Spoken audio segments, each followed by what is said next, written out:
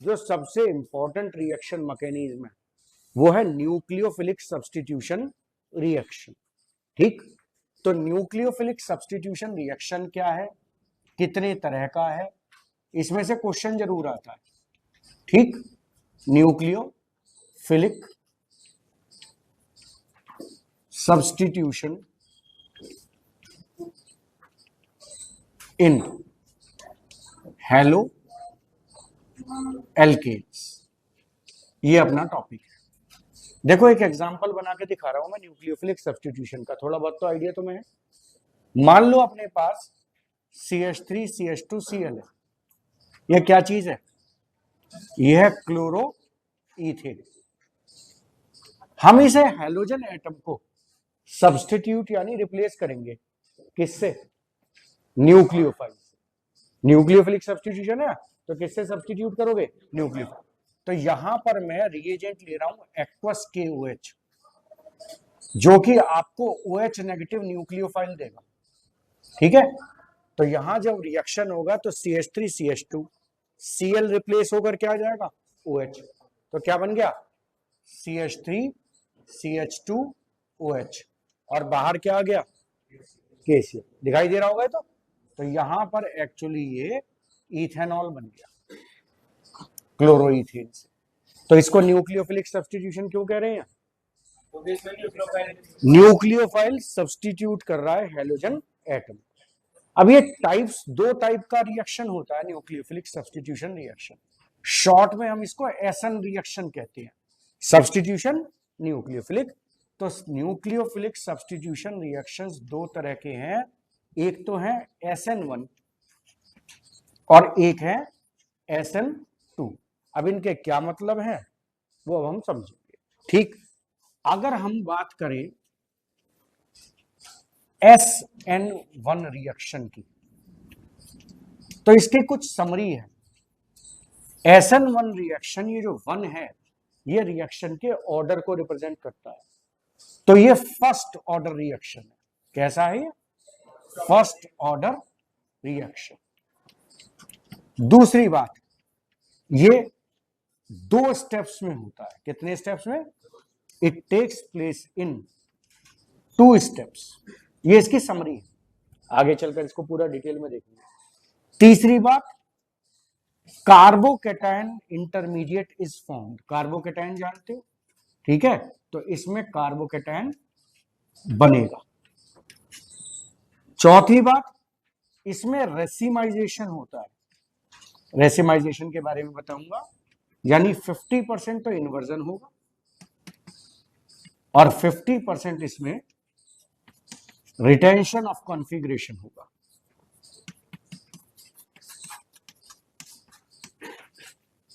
Racemisation होता है इसमें। ये चौक खराब हो रही है,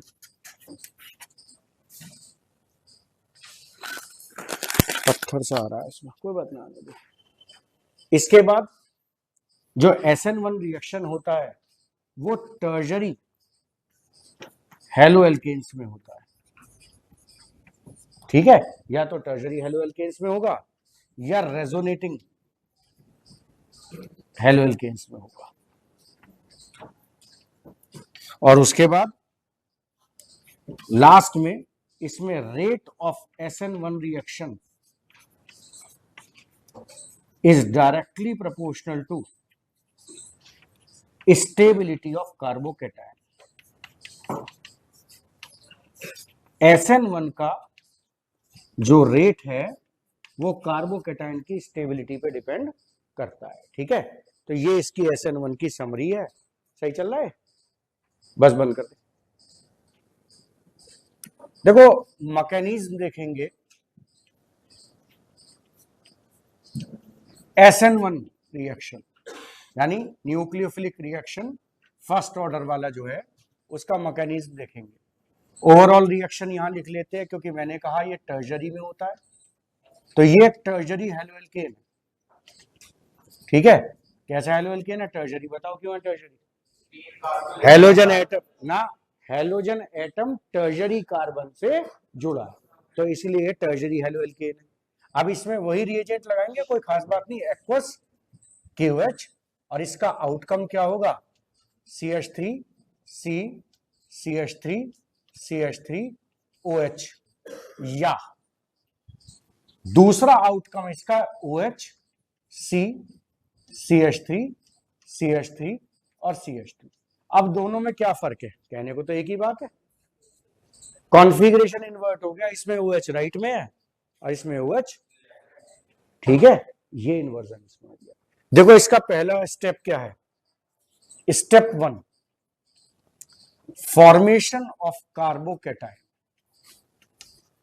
पहले स्टेप में कार्बोकैटायन इंटरमीडिएट बनेगा। ओके, कैसे बनेगा, CH3, क्या नाम होगा इस कंपाउंड का, 2 क्लोरो 2 मिथाइल प्रोपेन, सही बात है, 2 क्लोरो 2 मिथाइल प्रोपेन। अब ये चेंज होगा किसमें, CH3 CH3 CH3 अपोजिट, ये बन गया कार्बोकैटायन इंटरमीडिएट। क्या बन गया है, इंटरमीडिएट, क्या बन गया है, कार्बोकैटायन इंटरमीडिएट। अब आपको पता है इंटरमीडिएट स्टेबल तो होते नहीं, तो स्टेप 2 में क्या होना है, अटैक ऑफ न्यूक्लियोफाइल। कौन न्यूक्लियोफाइल यहां पर, OH नेगेटिव, किस पर होगा, ऑन कार्बोकैटायन, ठीक है। देखो जरा, कार्बोकैटायन ये है, अब इस कार्बोकैटायन पर OH नेगेटिव न्यूक्लियोफाइल अटैक करेगा। अब ये इधर से भी अटैक कर सकता है, इस साइड से, और ये न्यूक्लियोफाइल अपोजिट साइड से भी अटैक कर सकता है, तो OH इधर भी आ सकता है और OH इधर भी आ सकता है, तो 2 प्रोडक्ट बनेंगे। पहला प्रोडक्ट तो ऐसा बनेगा जिसमें OH वही है जहां पर रिएक्टेंट में Cl था, ठीक है, तो इसको कहते हैं रिटेंशन ऑफ कॉन्फ़िगरेशन, जैसा था वैसा है, तो इसको क्या कहते हैं, रिटेंशन ऑफ कॉन्फ़िगरेशन। और दूसरे केस में OH अपोजिट साइड पर जा रहा है, ठीक है, तो क्या प्रोडक्ट बनेगा, CH3 CH3 CH3 और OH, इसको कहते हैं इन्वर्जन ऑफ कॉन्फ़िगरेशन। तो 50% तो इसमें रिटेंशन होगा और 50% इसमें इन्वर्जन होगा, और इन दोनों के मिक्सचर को कहते हैं रेसिमिक मिक्सचर। 50% ऐसा वाला, 50% इन्वर्टेड वाला, दोनों के मिक्सचर को क्या कहते हैं, रेसिमिक मिक्सचर, ठीक। ये पहला स्टेप स्लो स्टेप है, ये दूसरा स्टेप फास्ट स्टेप है। ओके, ये इसका पूरा मैकेनिज्म, ठीक, इसे बंद कर दे। अब तुम इस SN1 हो गया, अब देखेंगे मैकेनिज्म ऑफ SN2 रिएक्शन। अब SN2 का मतलब सेकंड ऑर्डर है, ऑर्डर क्या है, सेकंड, और किस स्टेप कितने होंगे, 1, ऑर्डर होगा 2, स्टेप होंगे 1। डिफरेंस आते हैं SN1 SN2 में, एक आधा डिफरेंस तो देख के ऐसे पता लग जाएगा। देखो क्या ओवरऑल रिएक्शन क्या लिखे है इसकी, ये प्राइमरी में होता है, तो हम CH3Cl को रिएक्ट करा रहे हैं किससे, एक्वस, बताओ क्या होगा, Cl के बदले OH आ जाएगा न्यूक्लियोफाइल, तो क्या बनेगा, CH3OH एल्कोहल प्लस KCl, इसमें तो कोई दिक्कत नहीं। अब इसमें मैकेनिज्म में जाए तो क्या है, क्योंकि एक ही स्टेप में होना है, तो देखो ऐसे बनाओ, CH और क्या है ये, Cl, ये हो गया क्लोरो मीथेन। अब जब OH नेगेटिव न्यूक्लियोफाइल इसको अटैक करेगा तो एक ऐसी इंटरमीडिएट स्टेट बनेगी, क्या, CH देखो Cl तो यहां से जाएगा, इसको तो पढ़ेंगे लीविंग ग्रुप, Cl नेगेटिव जा रहा है, क्या पढ़ेंगे, लीविंग ग्रुप, और इसी समय पर OH नेगेटिव यहां आएगा, इसको कहेंगे इनकमिंग ग्रुप। लेकिन ये इंटरमीडिएट पूरी तरह से कैसा है, अनस्टेबल। भाई कार्बन की 5 वैलेंसी थोड़ी होती है, तो ये कैसा हो गया, अनस्टेबल।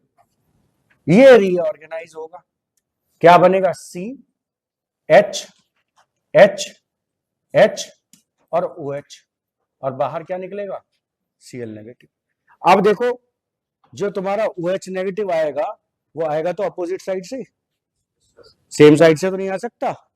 तो ये इसमें होता है 100% इन्वर्जन ऑफ कॉन्फ़िगरेशन, 100% इन्वर्जन हो जाता है कॉन्फ़िगरेशन।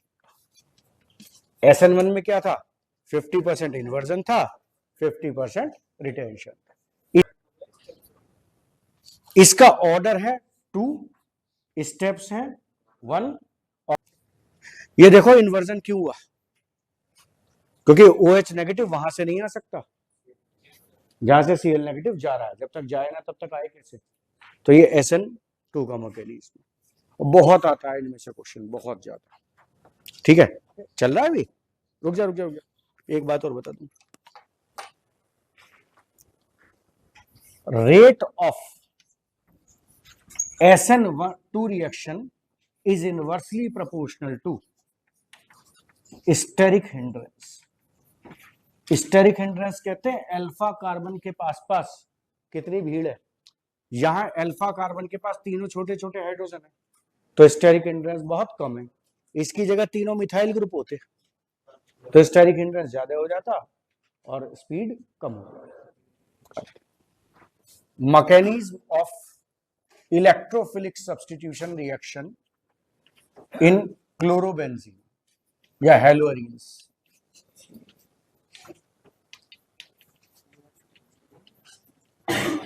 उसी में जोड़ दे,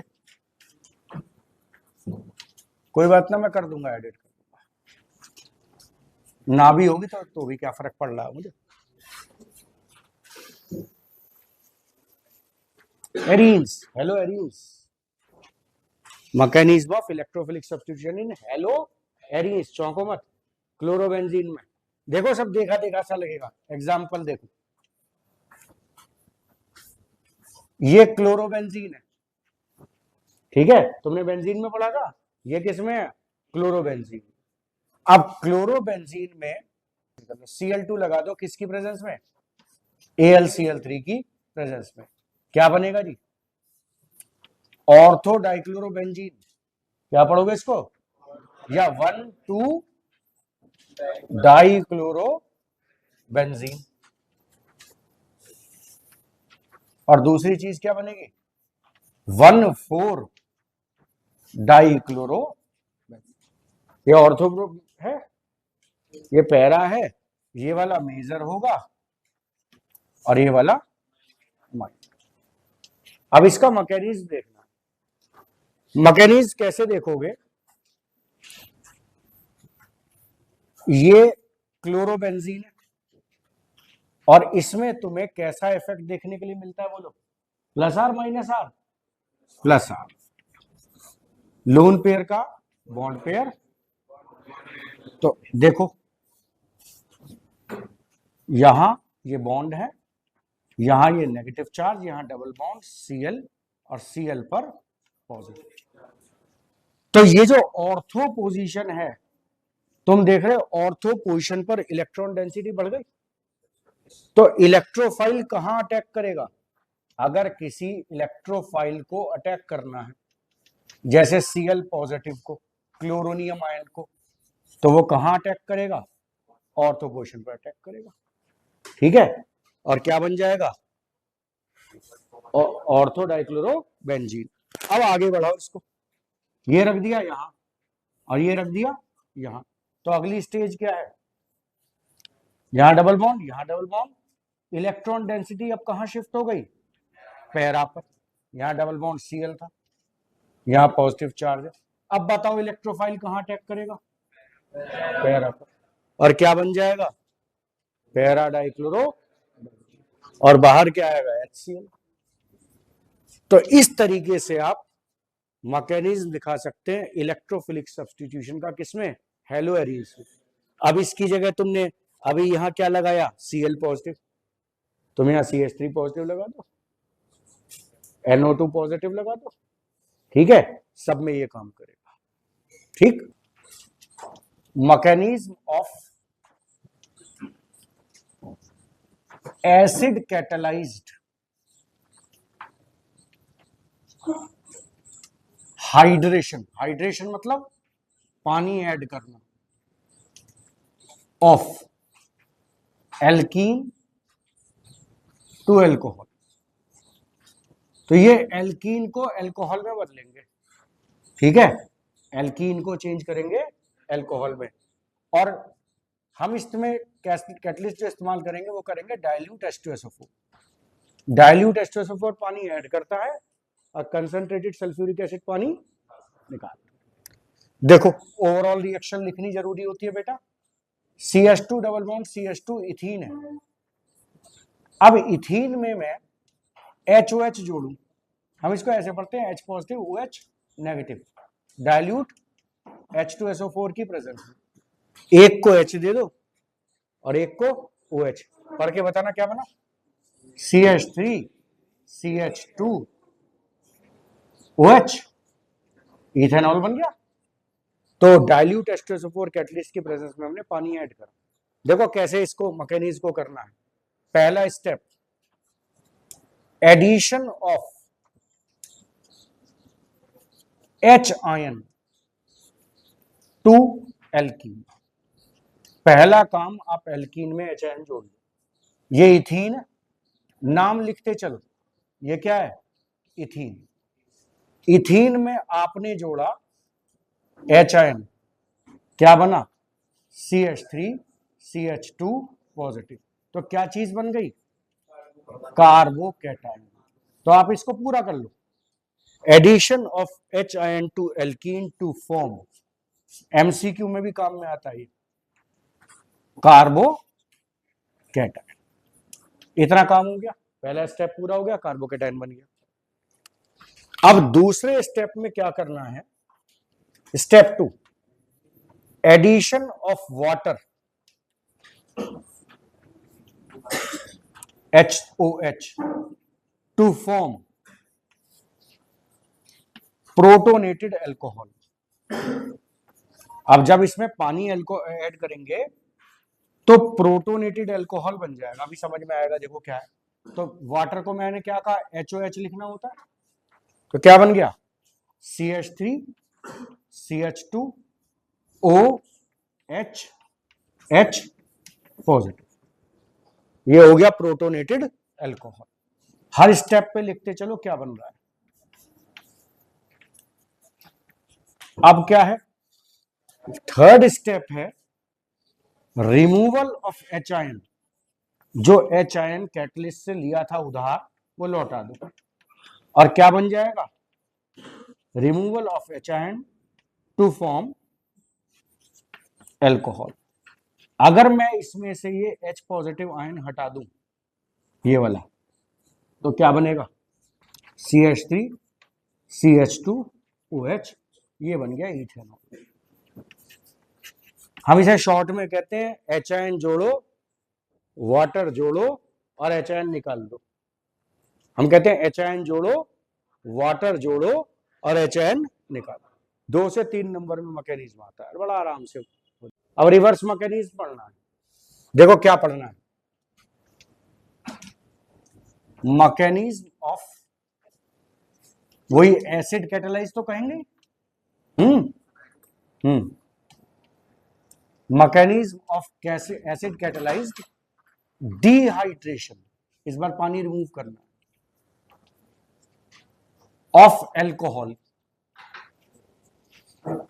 टू एल्कीन। और इस बार जो इस्तेमाल करोगे, पानी रिमूव करोगे और इस्तेमाल करोगे कॉन्सेंट्रेटेड H2SO4। सही है। देखो भाई, ओवरऑल रिएक्शन लिख दो, CH3 CH2 OH, इथेनॉल है। इथेनॉल में आप लगा रहे हैं कॉन्सेंट्रेटेड, बढ़िया डिहाइड्रेटिंग एजेंट है,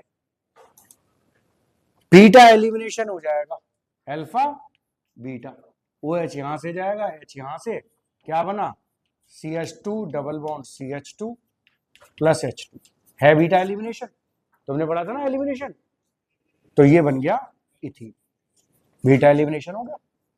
क्यों कह रहे हैं बीटा एलिमिनेशन? हाइड्रोजन बीटा से जाएगा भाई, OH तो अल्फा से जाएगा। अब इसका मैकेनिज्म देखो, step 1 add H ion to form protonated alcohol. H ion add करके क्या बनाना है हमें? प्रोटोनेटेड अल्कोहल बनाना है। किसमें? एल्कीन। किसमें करना है? अल्कोहल में ऐड करना है। चलो अल्कोहल सेलेक्ट कर लो, CH3 CH2OH, क्या चीज है? इथेनॉल। क्या ऐड करना है इसमें? H ion प्लस लिख दो, क्या बनेगा? CH3 CH2OH H और पॉजिटिव, तुमने H पॉजिटिव जोड़ा है ना, क्या बन गया ये? Protonated alcohol. तो प्रोटोनेटेड अल्कोहल क्या चीज सब होती है, समझ में आया? जिसमें प्रोटॉन लगा दिया है, एक H ion, जो H ion प्रोटॉन को तो कहते हैं। अच्छा, दूसरा स्टेप क्या है? Remove, step 2 remove water. Water को क्या पढ़ना है? HOH। क्या बनेगा? To form carbocation. पानी को रिमूव करके क्या बनाना है? कार्बोकेटायन। तो माइनस HOH कर दो। अच्छा बताओ, देखो क्या बचा, पानी तो रिमूव हो गया, CH3 CH2 पॉजिटिव, और ये चीज बन गई कार्बोकेटायन। अब तीसरा काम इसमें स्टेप 3 करना है, रिमूव प्रोटॉन। प्रोटॉन यानी H ion to form alkene. Proton हटा दो तो एल्कीन बन जाए। तो यहां से H ले लो और यहां से पॉजिटिव चार्ज ले लो, H पॉजिटिव बच गया, हट गया, तो क्या बचा? CH2 और CH, इथीन बचा। बिल्कुल हाइड्रेशन का उल्टा है डिहाइड्रेशन, सेम मैकेनिज्म।